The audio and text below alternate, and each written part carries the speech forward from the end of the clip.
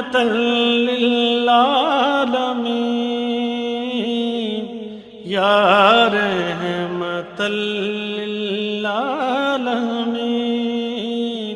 يا رحمة للعالمين.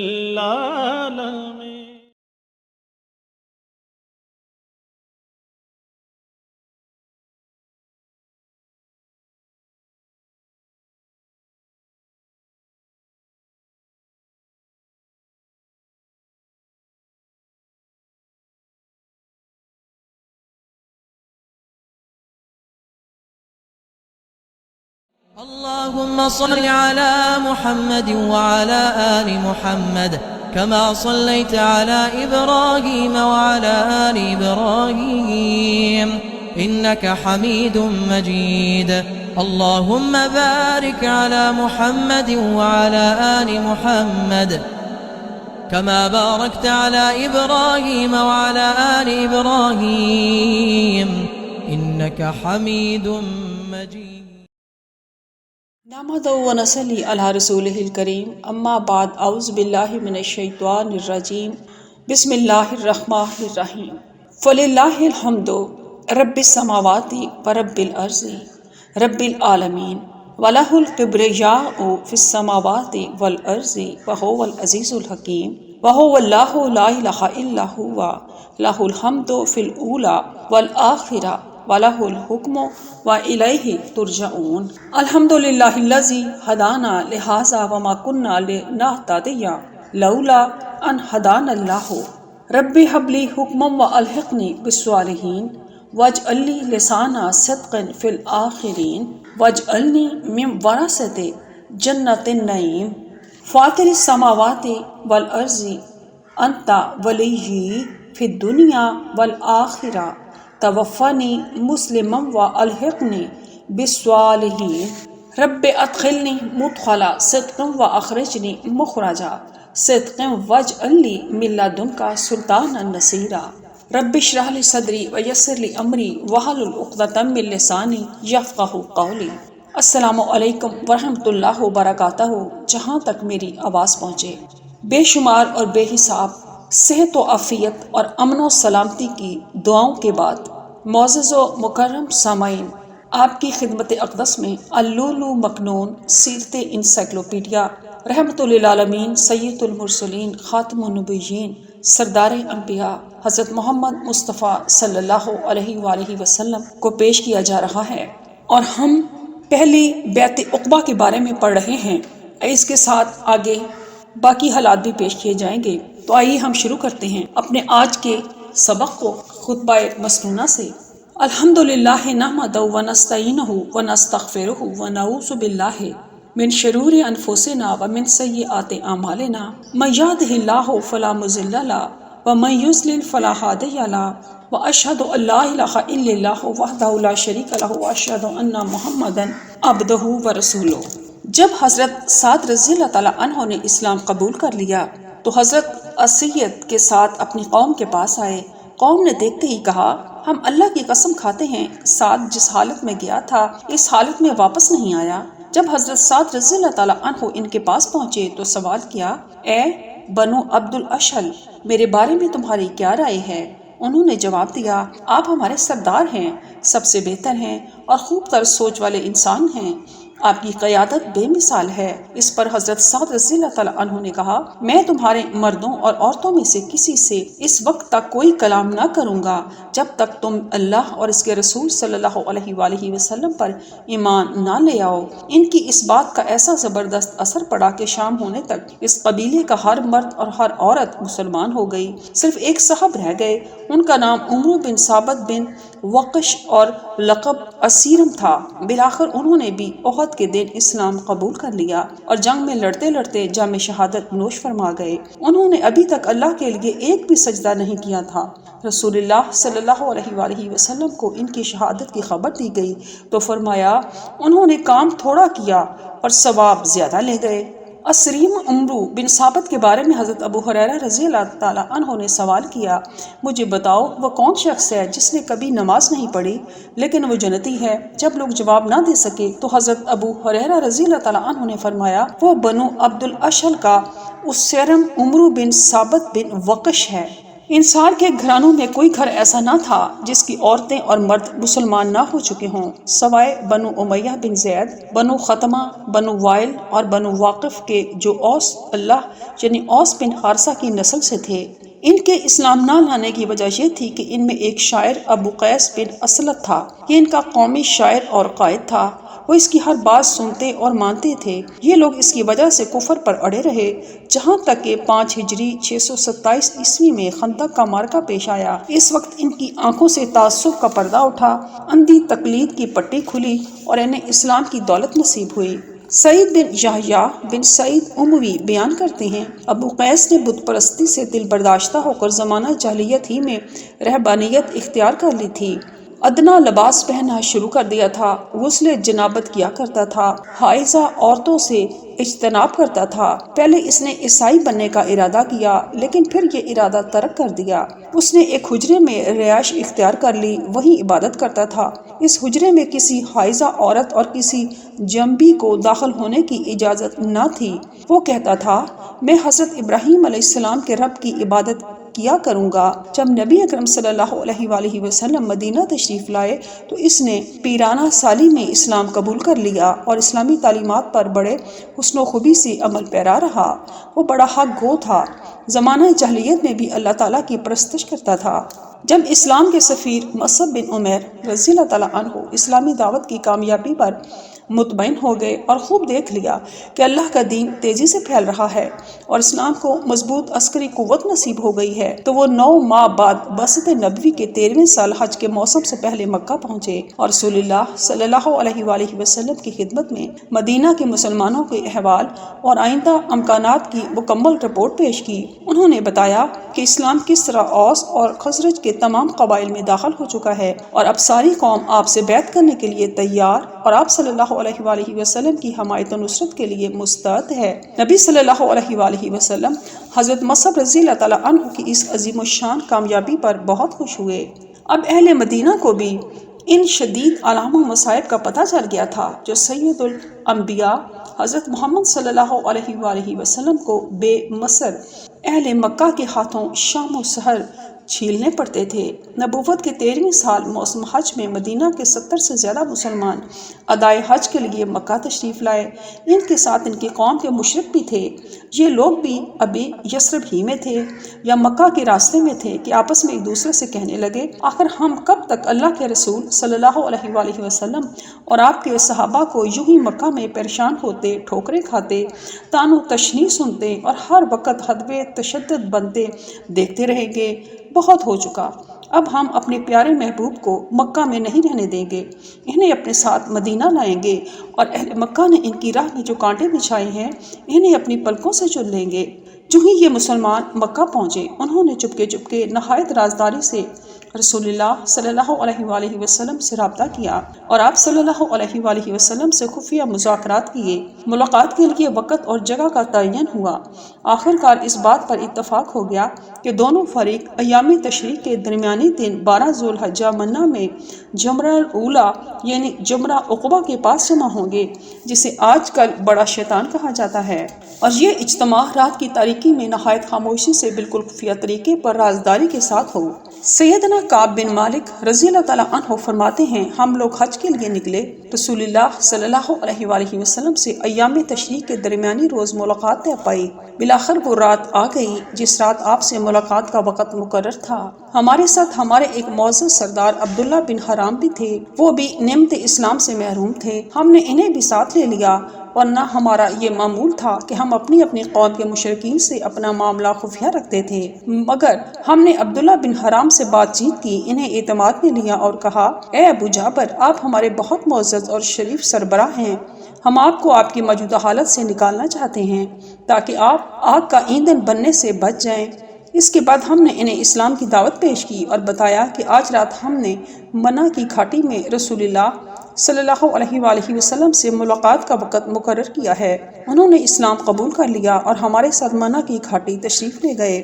سیدنا کعب رضی اللہ تعالیٰ عنہ فرماتے ہیں، ہم لوگ حسب دستور سر شام ہی اپنی قوم کے ساتھ اپنے خیموں میں سو گئے۔ تہائی رات گزر گئی تو ہم لوگ خاموشی سے ایک ایک دو دو کر کے اٹھے، خیموں سے نکلے اور رسول اللہ صلی اللہ علیہ وآلہ وسلم سے ملاقات کے لیے طے شدہ مقام پر جا پہنچے۔ ہم نے رازداری پوری طرح برقرار رکھی۔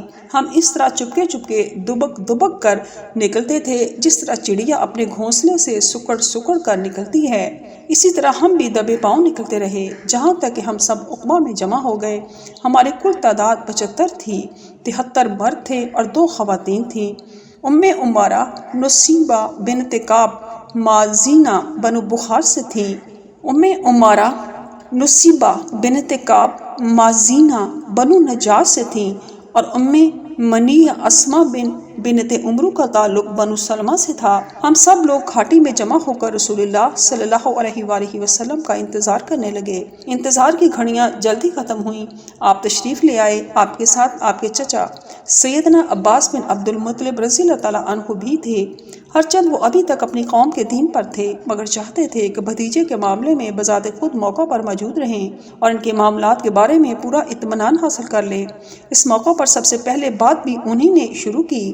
جب مجلس کی کارروائی نقطہ اختتام تک پہنچی تو دینی اور دفاعی تعاون کے حتمی معاہدے کا مرحلہ آ گیا۔ اس موضوع کے حوالے سے بہت اہم نکات پر گفتگو شروع ہوئی۔ یہ معاہدہ اوس اور خزرج کے نمائندہ افراد اور نبی صلی اللہ علیہ وآلہ وسلم کے درمیان تشہیر پا رہا تھا۔ اس عظیم تاریخی اجتماع سے سب سے پہلے نبی صلی اللہ علیہ وآلہ وسلم کے چچا سیدنا عباس رضی اللہ تعالیٰ عنہ نے خطاب کیا۔ وہ چاہتے تھے کہ اس اہم ترین ذمہ داری کی نزاکت اور اس کے ممکنہ نتائج پوری طرح اجاگر کر دیں جو اس عہد و پیما کے نتیجے میں ان حضرات کے سر پڑنے والی تھی۔ چنانچہ انہوں نے کہا، خزرجی بھائی، عرب اس زمانے میں انصار مدینہ کو اسی نام سے پکارتے تھے، چاہے وہ قبیلہ خزرج سے تعلق رکھتے ہوں یا اوس سے۔ ہم لوگوں میں محمد صلی اللہ علیہ وآلہ وسلم کی جو ممتاز اور منفرد حیثیت ہے وہ تمہیں معلوم ہے۔ ہم نے انہیں اب تک ان کے مخالفین سے محفوظ رکھا ہے۔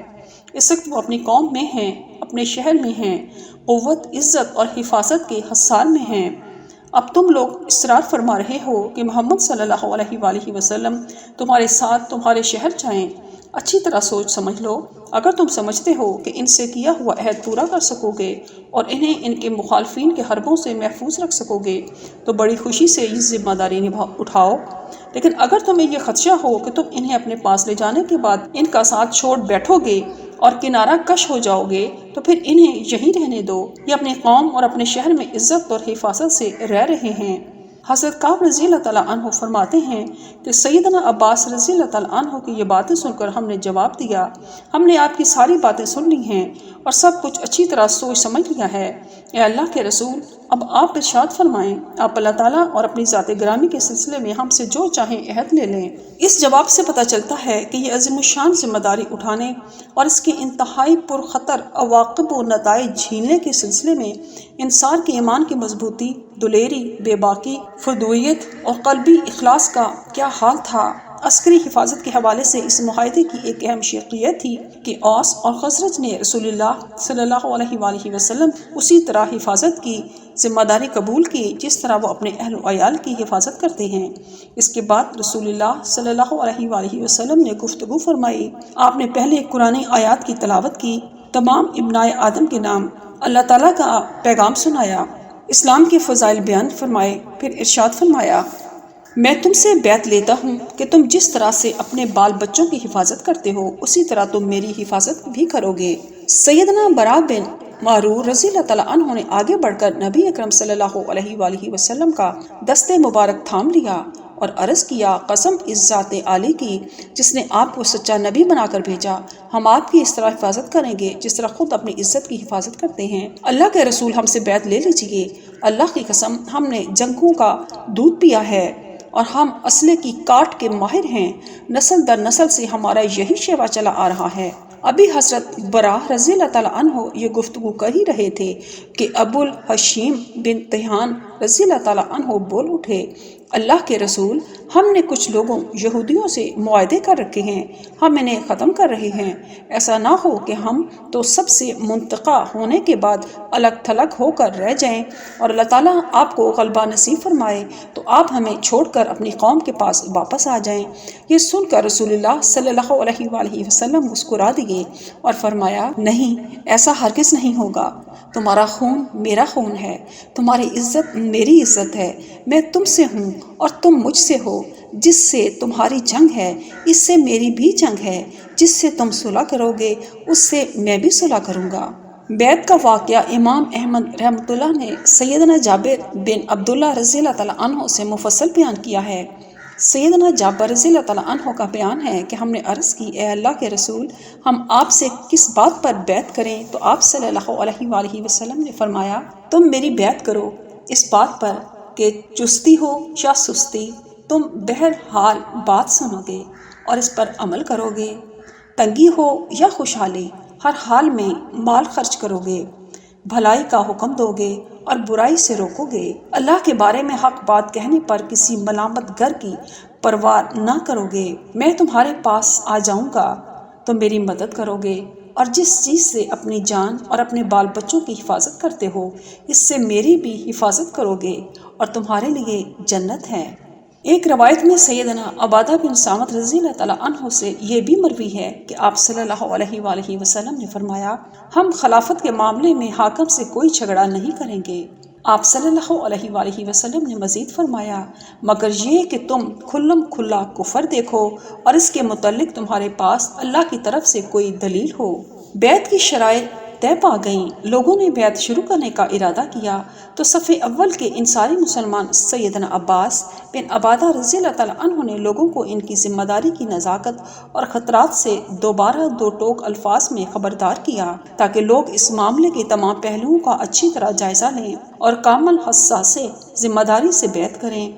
اس بات سے یہ بھی معلوم کرنا مقصود تھا کہ قوم کس حد تک قربانی دینے کے لیے تیار ہے۔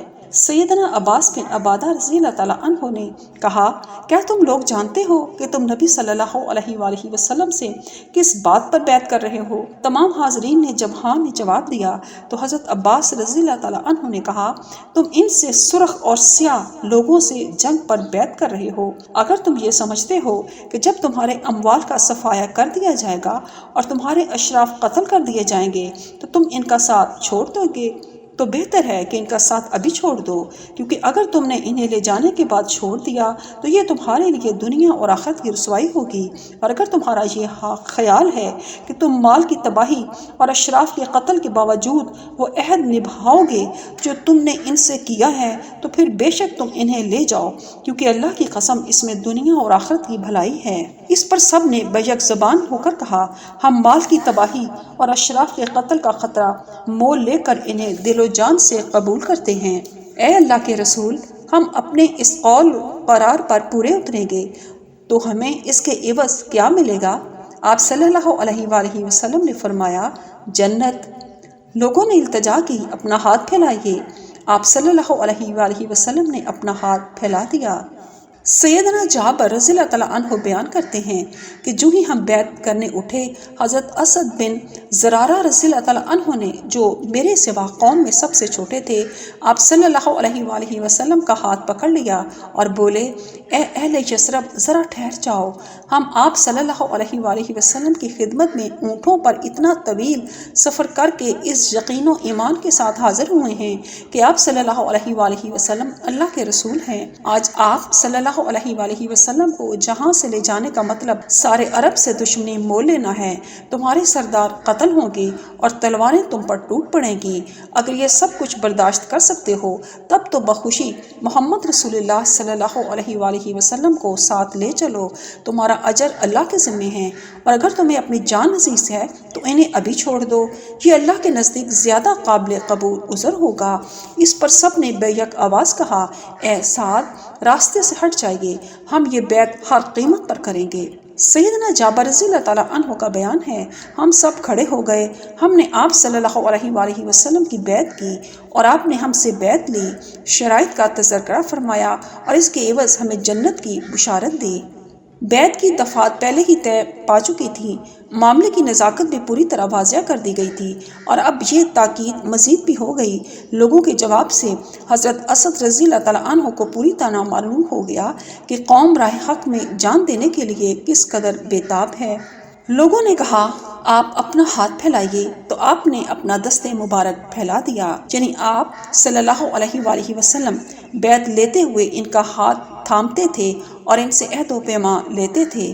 باقی رہیں وہ دو عورتیں جو اس موقع پر حاضر تھیں، تو ان کی بیعت صرف زبانی ہوئی، کیونکہ رسول اللہ صلی اللہ علیہ وآلہ وسلم نے کبھی کسی غیر محرم عورت سے ہاتھ نہیں ملایا۔ حضرت عائشہ رضی اللہ تعالیٰ عنہ سے روایت ہے کہ مسلمان عورتیں جب ہجرت کرتیں تو آپ صلی اللہ علیہ وآلہ وسلم اس آیت کے مطابق ان کا امتحان لیتے تھے۔ بسم اللہ الرحمن الرحیم، یا ایھا النبی اذا جاءک المؤمنات یباہینک علی اللہ یشرکن باللہ شیئا ولا یسرقن ولا یزنین۔ اے نبی، جب آپ کے پاس مسلمان عورتیں بیعت کرنے آئیں اس بات پر کہ وہ اللہ کے ساتھ کسی کو شریک نہ کریں گی، چوری نہیں کریں گی، زنا نہیں کریں گی، جو عورت ان باتوں کا اقرار کرتی تھی وہ گویا بیعت کا اقرار کرتی تھی۔ جب وہ اقرار کر لیتی تو رسول اللہ صلی اللہ علیہ وآلہ وسلم اس سے فرماتے، جاؤ میں نے تم سے بیعت لے لی، اللہ کی قسم آپ کا ہاتھ کبھی کسی غیر محرم عورت کے ہاتھ سے مس نہیں ہوا۔ آپ صلی اللہ علیہ وآلہ وسلم ان سے صرف زبانی بیعت لیتے تھے۔ حضرت عائشہ رضی اللہ تعالیٰ عنہ نے فرمایا، اللہ کی قسم رسول اللہ صلی اللہ علیہ وآلہ وسلم نے عورتوں سے کوئی اقرار نہیں لیا، بس جس بات کا اللہ نے حکم دیا صرف وہی اقرار لیا، اور آپ صلی اللہ علیہ وآلہ وسلم کی ہتھیلی کسی غیر محرم عورت کی ہتھیلی سے کبھی نہیں لگی۔ آپ صلی اللہ علیہ وآلہ وسلم کا طریقہ مبارک یہ تھا کہ جب کوئی خاتون آپ صلی اللہ علیہ وآلہ وسلم سے بیعت کر لیتی تو آپ زبانی طور پر فرما دیتے کہ میں نے تم سے بیعت لے لی۔ وہ بیعت جو عقبہ کی رات کی گئی زبردست اہمیت کی حامل ہے۔ اس کی اہمیت کا اندازہ حضرت کعب بن مالک رضی اللہ تعالیٰ عنہ کی اس روایت سے کیا جا سکتا ہے۔ فرماتے ہیں کہ عقبہ کی رات میں نبی کریم صلی اللہ علیہ وآلہ وسلم کی خدمت میں حاضر ہوا۔ اس وقت ہم نے اسلام پر قائم رہنے کا پکا عہد کیا۔ میرے نزدیک لیلۃ العقبہ کی بیعت بدر کی لڑائی میں حاضری سے بھی زیادہ پسندیدہ ہے۔ ہر چند لوگوں میں بدر کا چرچا اس سے زیادہ ہے۔ حافظ ابن حجر رحمۃ اللہ علیہ لکھتے ہیں کہ اگرچہ بدر میں شریک ہونے والے صحابہ زیادہ فضیلت کے حامل ہیں، کیونکہ یہ پہلا غزوہ تھا جس میں اسلام کو قوت و عظمت نصیب ہوئی، لیکن عقبہ کی بیعت کی اہمیت و فضیلت یہ ہے کہ یہ اسلام کے فروغ کا سبب بنی اور اسی بیعت کی بنا پر معرکہ بدر پیش آیا۔ اس بات پر اختلاف ہے کہ سب سے پہلے کس نے بیعت کی۔ حافظ ابن حجر رحمۃ اللہ ابن عباس رضی اللہ تعالیٰ عنہ سے بیان کرتے ہیں کہ عقبہ کی رات سب سے پہلے برا بن معرور رضی اللہ تعالیٰ عنہ نے نبی صلی اللہ علیہ وآلہ وسلم کی بیعت کی۔ ابن اسحاق کعب بن مالک سے بیان کرتے ہیں کہ سب سے پہلے بیعت کرنے والے برا بن معرور ہیں۔ بنو عبد الاشل کہتے ہیں کہ سب سے پہلے ابو الہشم بن تیہان رضی اللہ تعالیٰ عنہ نے بیعت کی۔ بنو نجار کا خیال ہے کہ سب سے پہلے رسول اللہ صلی اللہ علیہ وآلہ وسلم کے ہاتھ پر بیعت کرنے والے ابو امامہ اسد بن زرارہ رضی اللہ تعالیٰ عنہ تھے۔ ابن سعد رحمۃ اللہ نے سلیمان بن سہیم سے بیان کیا ہے کہ اوس اور خزرج نے اس شخص کا اوج تقدیر دیکھ کر ایک دوسرے پر فخر کیا جس نے عقبہ کی رات سب سے پہلے نبی صلی اللہ علیہ وآلہ وسلم کے دستے مبارک پر بیعت کی۔ انہوں نے کہا کہ اس شخص کے حوالے سے عباس بن عبد المطلب رضی اللہ تعالیٰ عنہ سے بڑھ کر کوئی نہیں جانتا۔ چنانچہ وہ سیدنا عباس رضی اللہ تعالیٰ عنہ کی خدمت میں حاضر ہوئے اور پوچھا تو انہوں نے بھی یہی کہا، ہاں اس شخص کے بارے میں مجھ سے بڑھ کر کوئی نہیں جانتا۔ اس رات سب سے پہلے نبی صلی اللہ علیہ وآلہ وسلم کے ہاتھ پر بیعت کرنے والے اسد بن زرارہ تھے، پھر برا بن معرور اور ان کے بعد اسیحت بن حزیر رضی اللہ تعالیٰ عنہ نے بیعت کی۔ ابو شہبہ کہتے ہیں کہ ممکن ہے اس اختلاف کا سبب یہ ہو کہ ان تمام حضرات نے کھڑے ہو کر بات چیت کی، پھر بیعت کی، اس لیے ہر شخص نے اپنے علم کے مطابق صورتحال بیان کی۔ در حقیقت حضرت اسد بن زرارہ رضی اللہ تعالیٰ عنہ حضرت مصعب بن عمیر رضی اللہ تعالیٰ عنہ کے ساتھ مل کر مدینے میں دعوت اسلام دیتے تھے اور مدینہ منورہ کے سب سے بڑے مبلغ دین تھے، اسی لیے قدرتی طور پر وہی بیعت کرنے والوں کے دینی سربراہ بھی تھے، لہذا سب سے پہلے بیعت کرنے والے بھی وہی تھے۔ ان کی بیعت کے بعد عام بیعت ہوئی۔ صدق اللہ العظیم۔ اللهم صل على محمد وعلى آل محمد كما صليت على إبراهيم وعلى آل إبراهيم إنك حميد مجيد اللهم بارك على محمد وعلى آل محمد كما باركت على إبراهيم وعلى آل إبراهيم إنك حميد مجيد